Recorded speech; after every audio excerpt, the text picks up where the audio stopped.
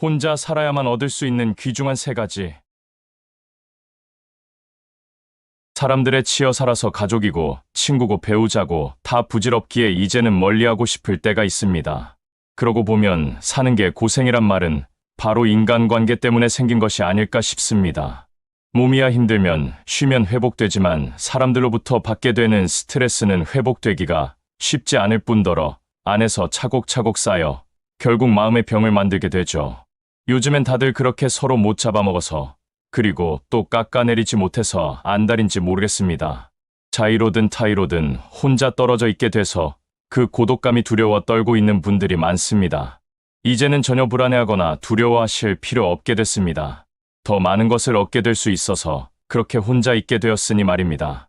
고독한 사람은 성공합니다. 혼자인 사람을 우리는 외톨이라고 부릅니다. 그렇게 안타까운 시선으로 혼자인 사람을 바라보지만 정작 그들을 바라보는 자신들은 무리 속에서 하나도 행복해하지 않습니다. 그 속을 벗어날 용기가 없어서 또는 그저 익숙함에 젖어서 지지고 볶으며 아둥바둥 버텨가고 있을 뿐입니다. 자발적 외톨이가 늘어가고 있습니다. 외톨이라는 말 속에는 여러모로 삐뚤어져 다른 사람들로부터 따돌림을 받는 사람이란 부정적인 의미를 담고 있지만 자발적인 외톨이는 전혀 다른 사람입니다. 자발적으로 혼자가 된 사람은 혼자서도 행복하게 잘 즐기며 살고 있을 뿐만 아니라 여럿이 함께할 때도 잘 지낼 수 있습니다. 우리가 말하는 혼자인 것을 잘 즐기는 사람은 은둔형 외톨이가 아니라 혼자일 때와 또 여럿일 때 그렇게 균형을 잘 맞춰 살아가는 사람이기 때문입니다. 그래서 나이 들어서는 당당하게 혼자일 수 있어야 합니다. 그래야 말년이 활짝 피기 때문입니다. 고독함 속에서 누구보다 행복하게 살아갈 수 있는 사람들이 도대체 무엇을 얻어서 그렇게 살아갈 수 있는지에 대해 말씀드려보고자 합니다. 첫 번째, 언제든지 떠날 수 있는 자유. 여럿이 함께 할 수 없는 것이 바로 내가 떠나고 싶을 때 떠나는 자유입니다. 아무리 마음 맞는 친구들이라도 일정을 맞추고 또 모두가 마음에 드는 여행을 하기엔 쉽지 않습니다. 어딜 가서 구경하고 어딜 가서 다 같이 입맛에 맞는 음식을 먹을지도 고민이죠. 각자가 조금씩 희생을 해야 그나마 여행을 잘 마칠 수 있을 겁니다. 반면 혼자 떠나는 여행은 자신을 새롭게 발견하는 과정이고 또 자유가 주는 기쁨을 온전히 누릴 수 있는 시간입니다. 혼자 떠나는 여행이라고 해서 꼭 몇 박 며칠이 아니라 당일치기도 가능합니다. 그렇기에 새로운 공간에서 우리는 전혀 뜻하지 않게 관심을 보이는 스스로를 발견할 수 있습니다. 우리가 생각지도 못한 것에 관심이 있고 좋아한다는 사실을 안다는 건 우리에게도 신선한 충격입니다. 그래서 우리에게 언제든지 훌쩍 떠날 수 있는 자유, 그 자체는 우리의 시야를 맑게 해줍니다. 온전히 자신이 원하는 속도로 걸으며 새로운 것에 눈을 맞출 수 있습니다. 다른 사람의 속도를 맞추거나 보고 싶은 것을 뒤로 한 채 서둘러 발길을 옮길 수밖에 없었던 적이 꽤 많습니다.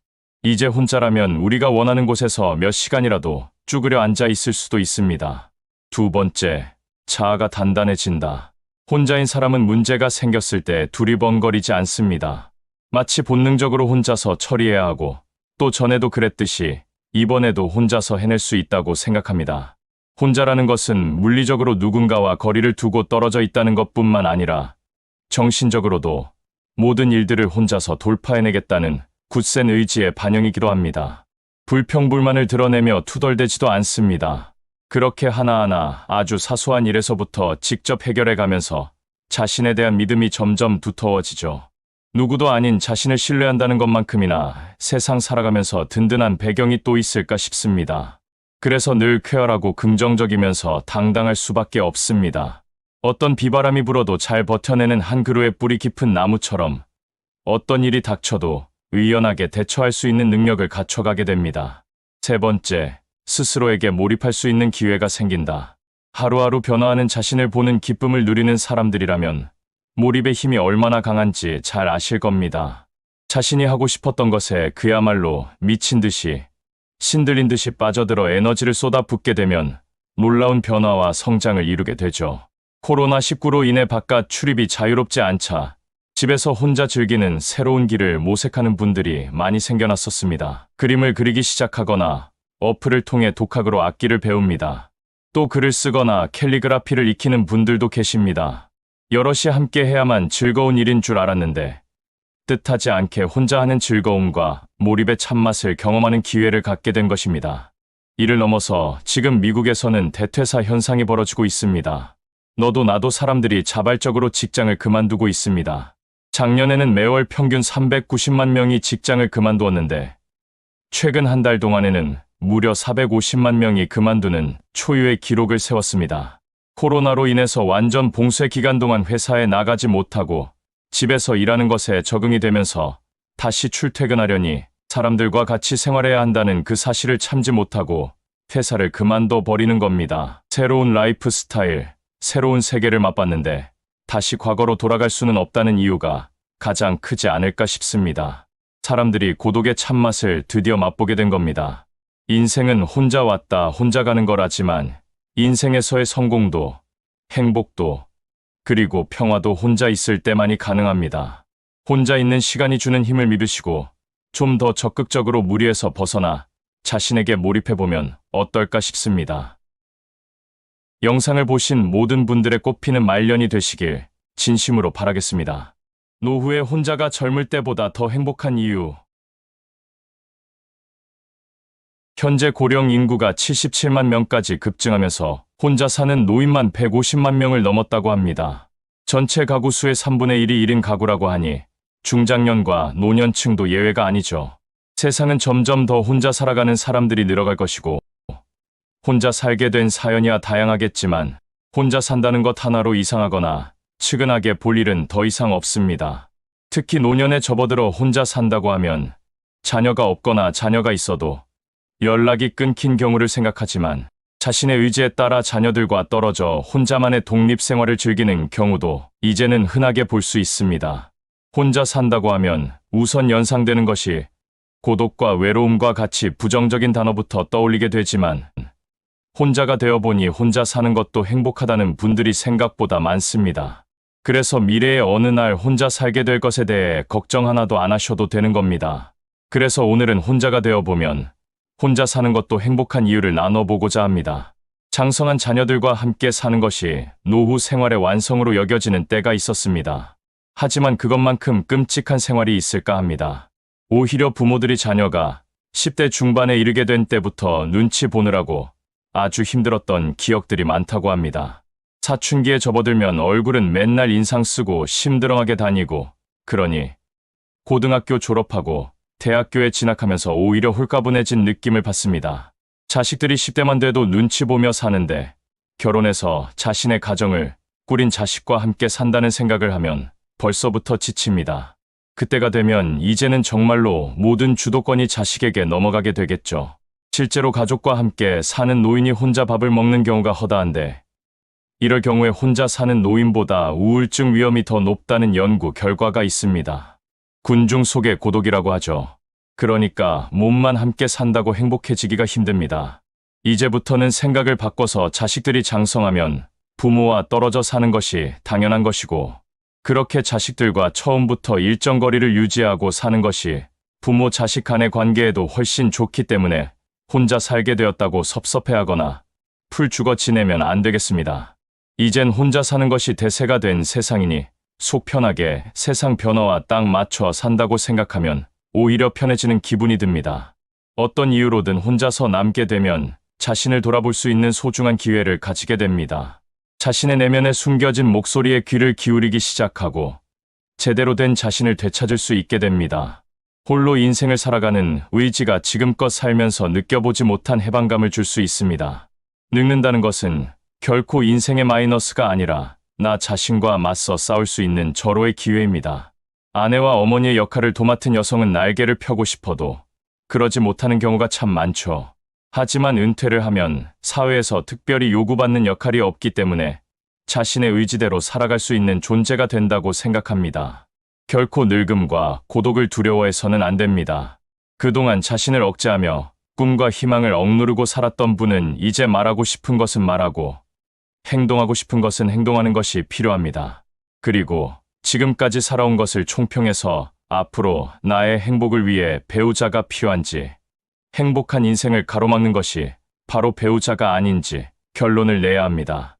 젊은 시절 아무리 내 속을 썩였더라도 지난 날을 뉘우치고 개선 의지가 현저하다면 한번 생각해 볼 여지는 있지만 여전히 사람 무시하고 고집불통에다가 아나무인으로 살고 있다면 이건 재고의 여지가 전혀 없습니다.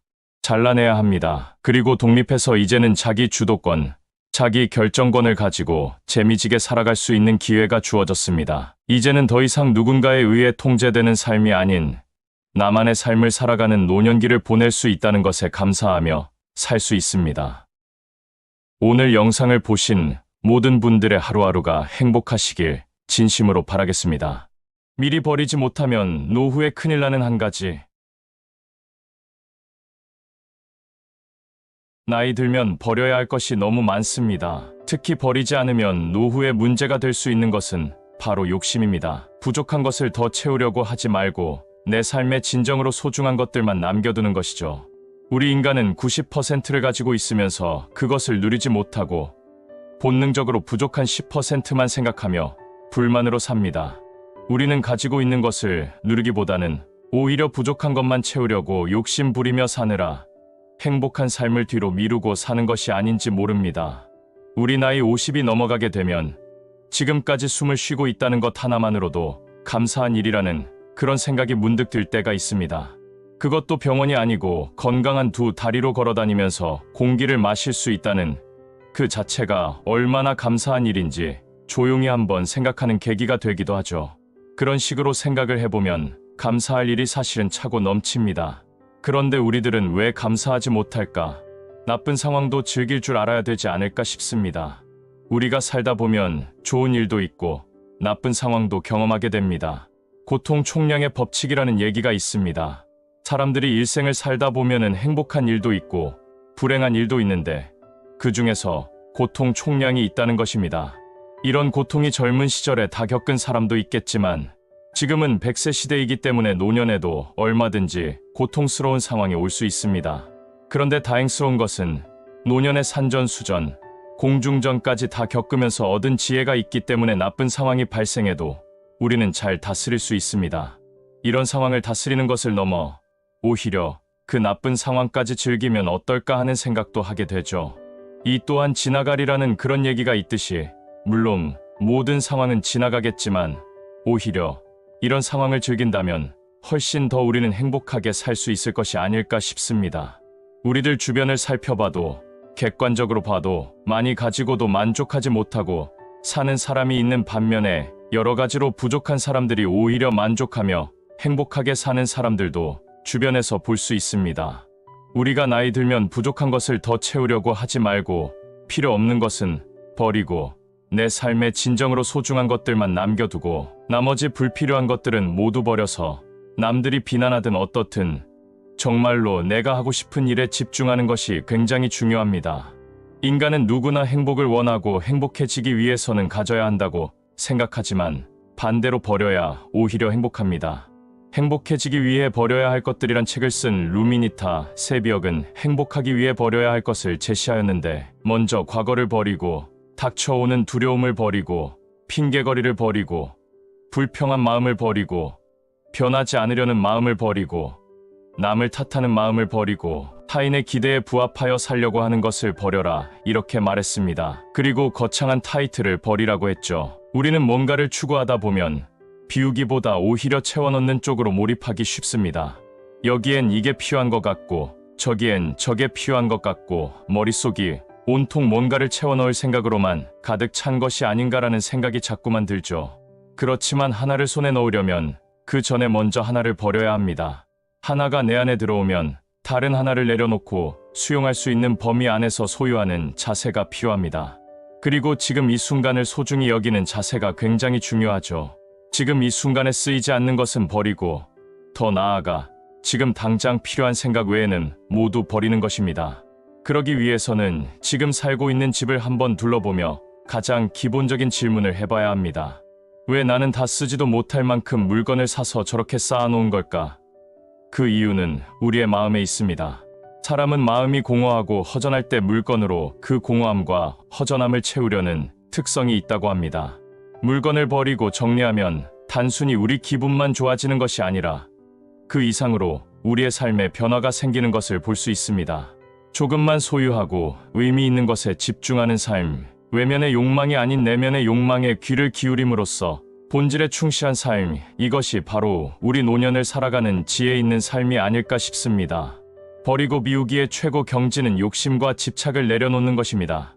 우리가 비워야 할 것은 물건만이 아닌 것 같습니다. 미래에 대한 걱정, 욕심, 집착, 이 모든 것들을, 필요 없는 것들을 버리고 진정으로 나에게 소중한 것만 지니고 살아가야 우리 노년은 행복하고 가볍게 살 수 있는 것이 아닌가라는 생각을 합니다. 바로 지금 내 앞에 주어진 순간순간 내 앞에 있는 소중한 사람들을 아끼고 사랑하면서 말입니다. 꼭 필요한 것만 남겨두고 나머지는 버릴 수 있어야 합니다. 물건을 적게 가지는 것뿐만 아니라 단순하고 의미 있는 삶을 추구하는 방식으로 말입니다. 버리고 비우면 우리 영혼까지 자유로움을 느낄 수 있을 것입니다. 돈도, 옷도, 고민도 최소한으로 그렇게 거리두기로 버리고 비운 만큼 삶의 질은 더욱 여유로워지고 윤택해질 겁니다. 그와 함께 걱정도 훨씬 줄어드는 것을 경험할 수 있습니다. 이것이 바로 진짜 마음의 부자이며 여유로움의 부자라는 생각이 듭니다.